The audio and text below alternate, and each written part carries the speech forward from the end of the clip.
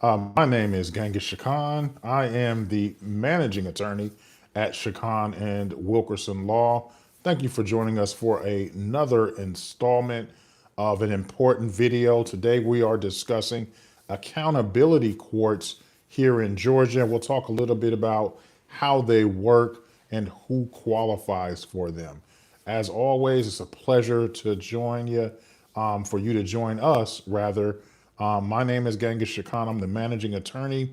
And so, here on behalf of myself and attorney Chelsea Wilkerson, my partner, we welcome you. We are a boutique law firm serving Georgia, and we are small on purpose. It gives us an opportunity to really get to know our clients, get to know their cases intimately, and make certain that we can meet their legal goals. We do that by keeping our firm relatively small, where our clients are not just a number, okay? So, as in some of the situations with some of the much larger firms. So, we are very, very proud of what we have built. We are small intentionally. And today we will be discussing accountability courts, which is an important topic. And it's something that many of the superior courts around the state of Georgia do have as an option to just detention and punishment. And so we'll jump into that here momentarily. First, a really quick disclaimer. This video is for educational purposes only. By watching and engaging with this video, it does not create an attorney-client relationship between you and the law firm of Shakhan and Wilkerson, nor an attorney-client relationship between you and myself, Genghis Shakhan, okay? All right, now the disclaimer is out the way. Quick roadmap. We're going to talk about some of the accountability courts here across the great state of Georgia. They include some DUI courts, courts like family law courts. There are also courts, trying to think of a few of the courts. I mentioned DUI, there's drug courts, mental health courts, and there are courts that serve veterans exclusively, okay? And so a number of accountability courts spread to the four winds when it comes to what jurisdictions you can find some of these courts in. Of course, the much, much larger jurisdictions around Georgia's major cities, you will find more of these accountability courts. Sometimes you don't find as many in the smaller jurisdictions, okay? And so let's go ahead and do a deep dive into accountability court. And so more than likely if you're familiar with accountability courts, you may have heard of drug court and mental health court, right? So a lot of times those are most popular. Of course, if you know anything about really just the mental health crisis across America, you know that many, many times folks who have mental health issues, it's just a moment of time before they have a run-in with the law, okay? And so unfortunately, at least in the state of Georgia, there aren't many times enough resources to go around to serve folks in that demographic. And so it leaves the law enforcement agencies, local law enforcement agencies, to kind of pick up the slack, okay? And that's not what you want. You don't want to criminalize folks who are, really suffering from mental health issues. And so it is an option that's out there, and we'll kind of discuss it more. And the same with drug court, people who have a real problem in terms of codependency. This is an option for them, okay? And so sometimes, again, depending on if you're talking about low-level crimes, or if folks are users, nonviolent users, this might be an option regarding drug court and accountability court. And so some Georgia defendants may be able to avoid prison, going through some of these specialized treatment programs that the court does offer, and we'll address that here momentarily, okay? And so we'll talk a little bit about who qualifies, as well as why these programs actually exist. So what is accountability court? So let's talk a little bit about that. It is a specialized program, all right? Usually it is offered through the courts, and they focus more on rehabilitation as opposed to punishment alone, all right? And so there is sometimes, many times, there is still a punishment component, depending on how you define punishment. There might be a detention component, there might be a probation component, along with the rehabilitation piece, okay? So it's designed a lot of times to reduce recidivism, which is really, really important, really address the issues of substance abuse, codependency, and really maybe address the mental health crisis if that's something that is an issue, or repeat criminal behavior if that's something that is being observed, this pattern of criminality. And so sometimes the accountability court is in place to try to nip that stuff in the bud, before someone becomes a repeat offender, due to again, a mental health issue or an issue with codependency. Okay, so the goal is to address the underlying cause of the criminal conduct, rather than simply imposing jail time. Okay, and so obviously the answer is not to punish everyone, right? Obviously the United States is, I think, number one in terms of the number of people who are either incarcerated or under supervision, community supervision, through the Department of some local Department of Justice, or some police agency, right? And so we want to make sure that we are trying to do our very, very best in addressing many of these social ills, and not always making the solution placing people behind bars. Okay, and so that is paramount. All right, so why were accountability courts created? Great question. One reason is because traditional criminal courts often just punish criminal behavior, and accountability courts ask a few questions. Hey, why did this happen? Can treatment reduce future crime? And how do we improve public safety? Okay, there is a saying that to a hammer, everything looks like nails. Okay, and so for many times, because of what's going on in society, what's going on politically, I won't say agencies are incentivized to, of course, keep those beds full in the local jails, and of course we already understand that many of the prisons across America are privatized. Okay, and so they have sometimes a financial interest in making certain that those beds are full. Okay, and so what we don't want to do is we do not want to criminalize America. Okay, and so this is the best way to try to make sure that we are addressing the needs of our citizens, and namely here in Georgia, which is where we're focused on.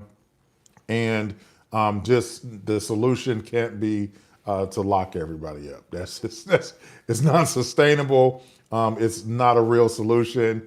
And be honest with you, the Georgia citizen bears the cost through taxes of keeping these folks incarcerated. Okay, and so that's again, financially, it's a bad business plan and business model to leave these things unaddressed and not address the root cause, if possible, of some of the criminal conduct.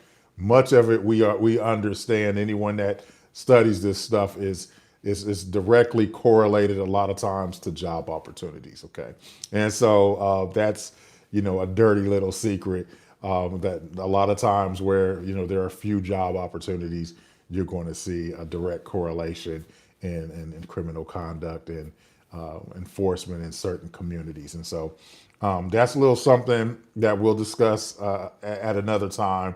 but just something to kind of be mindful of. So, and why these accountability courts do actually exist. Okay, so they ask why they happened, why this issue is ongoing, or why it's happened, why this conduct is being repeated by this person. Can treatment reduce future crime? And then again, as I mentioned, how do we improve public safety? Because public safety is important. All right.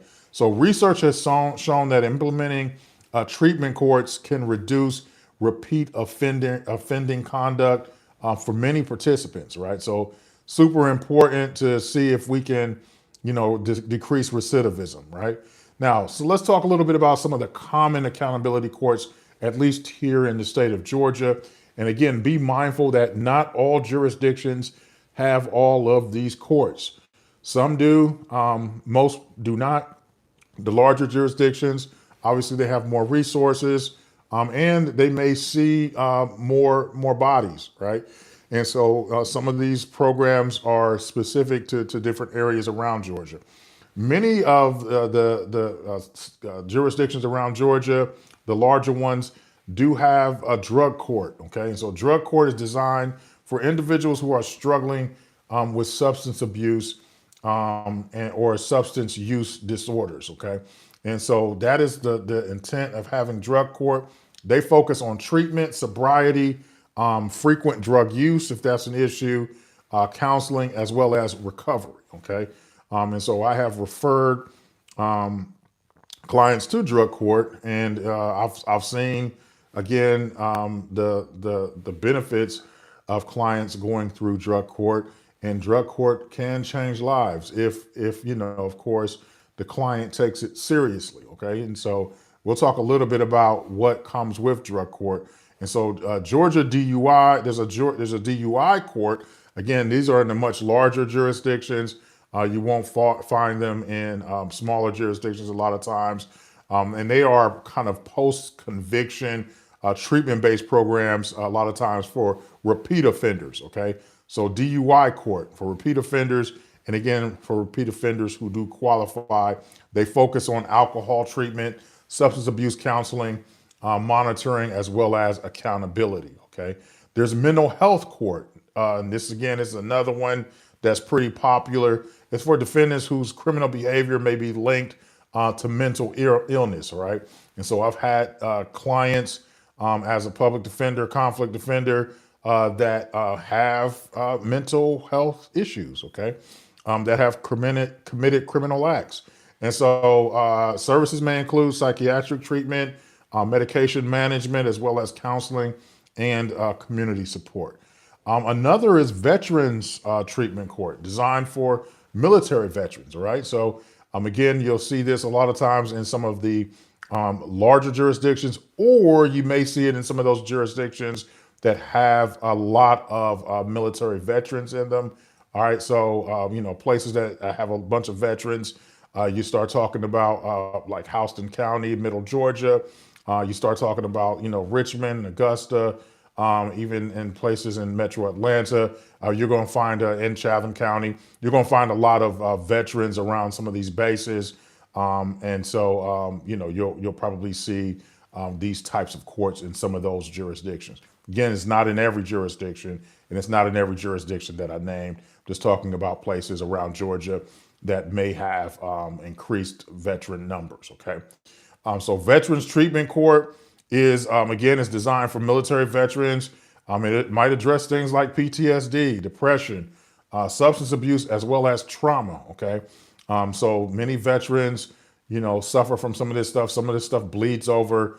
You'll see sometimes into family violence, into drug use, and into homelessness, and even mental health crises. And so it's important to of course track our veterans, making sure that they have access to not just the court's resources, but to resources in the VA as well. And so it often includes veteran mentors and connections to VA resources. There's family treatment courts. Again, that's not everywhere. In a couple jurisdictions here in Georgia, and there's specialized civil accountability courts designed to help parents recover from severe substance and substance use disorders. Okay, And so you'll see that family is kind of a family court, and they address, as I mentioned, things regarding the family. They focus on parents sometimes involved with defects or family reunification, substance abuse treatments, as well as parenting education. And so their goal is to keep families together, of course, whenever it's safely possible to do so. And so that is going to be family court. Now, we talked a little bit about some of these accountability courts. Again, let's talk about, who may qualify for some of these accountability courts. And the eligibility is going to vary, and there are going to be a lot of times a number of factors at play.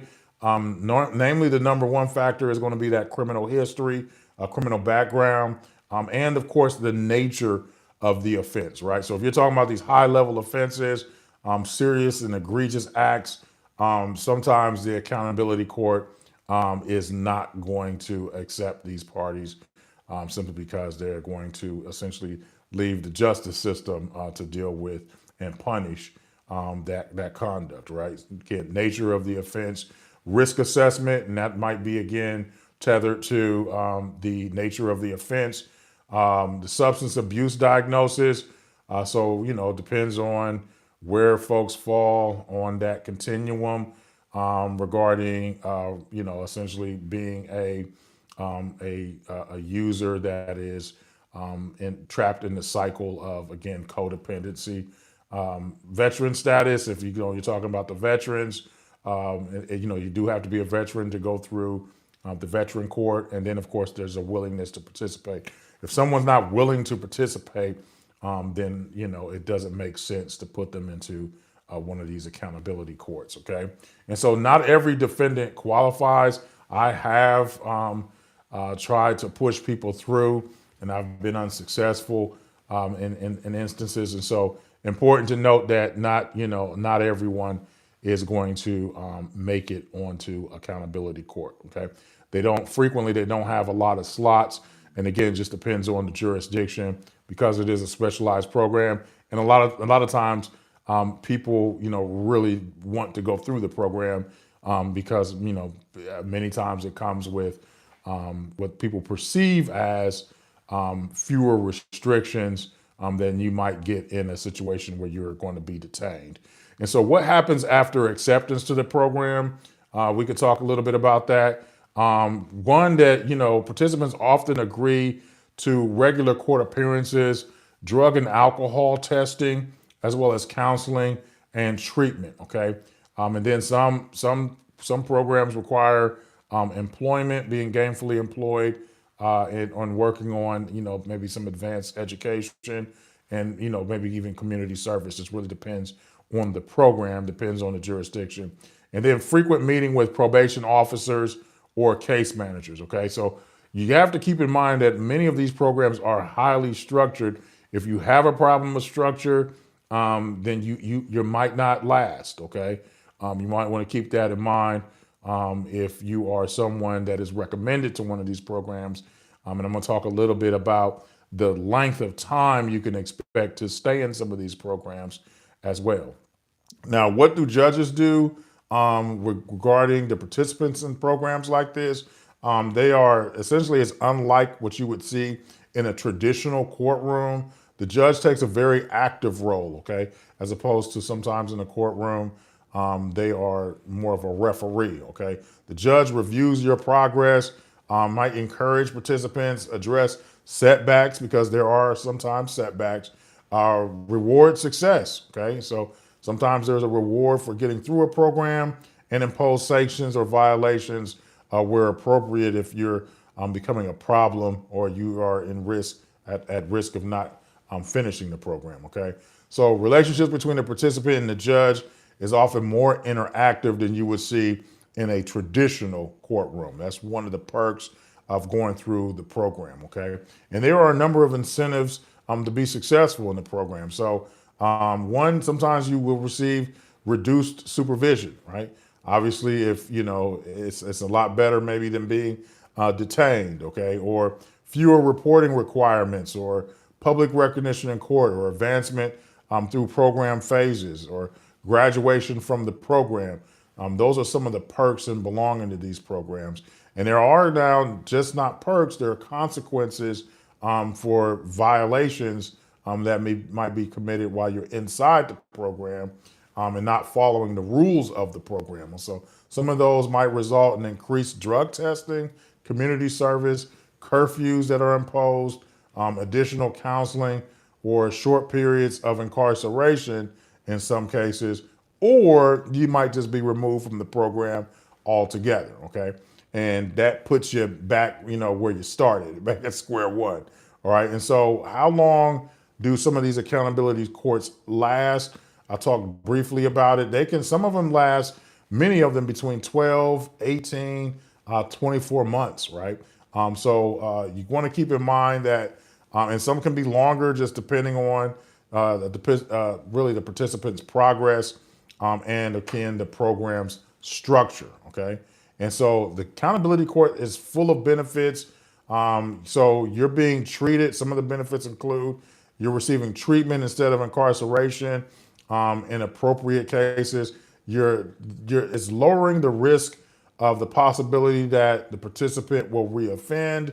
And sometimes it's because of the counseling, improved mental health, sobriety and recovery support. So you're getting that, there's structured programming in place to address the underlying problem, family reunification, employment opportunities, and then long-term stability.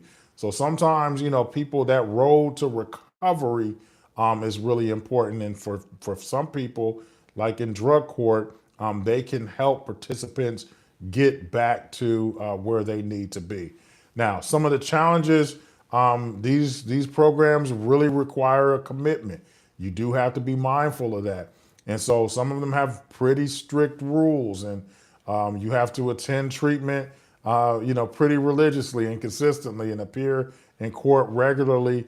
And then you're going to remain accountable. The court is going to hold you accountable. Okay. So your success requires hard work. Okay. Now, one of the questions we do get asked occasionally is, can charges be dismissed? And so every program is different. And a lot of it depends on, one is the offense you've committed, and then two, your plea agreement. Okay. And then, the specific accountability court. So successful completion might result in reduced sentences or reduced charges, modified sentences, avoidance of incarceration, and any other benefits that can be authorized. All right.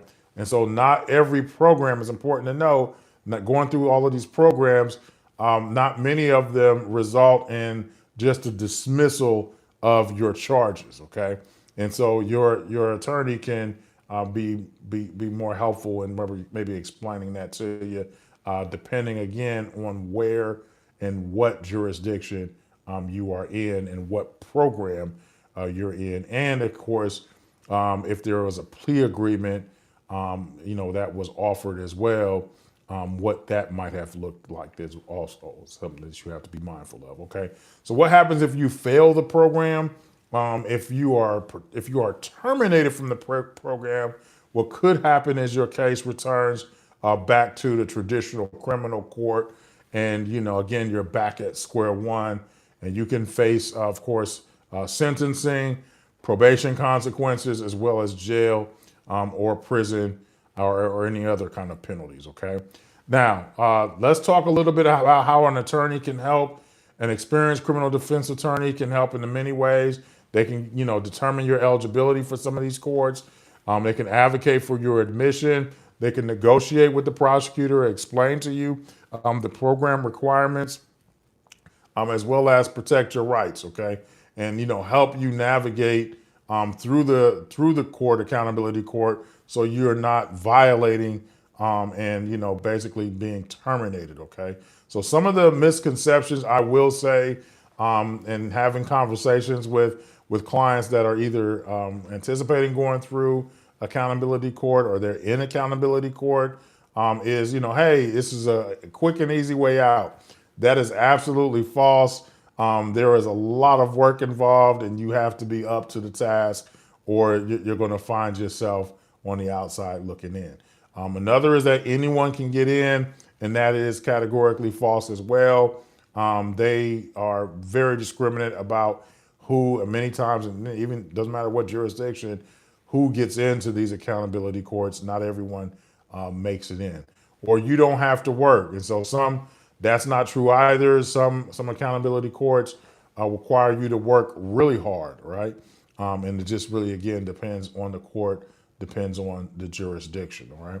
And so as a final piece of advice, if you have a mental health condition, maybe you're a veteran, depending on what jurisdiction you're in, you may want to wrap with your attorney about the possibility of going through accountability court, right?